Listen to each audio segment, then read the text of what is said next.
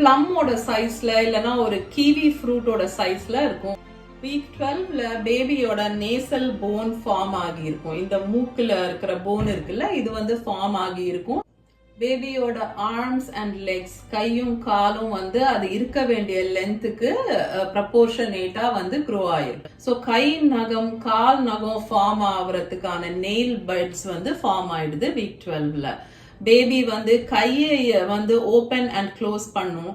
அதே மாதிரி பாதத்தை இந்த மாதிரி வளைக்கிறது அதெல்லாம் பண்ண முடியும். வீக் 12ல பேபி வந்து டச்சுக்கு சென்சிட்டிவா இருக்கும். அதாவது நீங்க வந்து உங்களோட கைய வந்து உங்க வயிறு மேல வைக்கும் போது பேபிக்கு வந்து அது ஃபீல் பண்ண முடியும் அப்படின்னு சொல்றாங்க.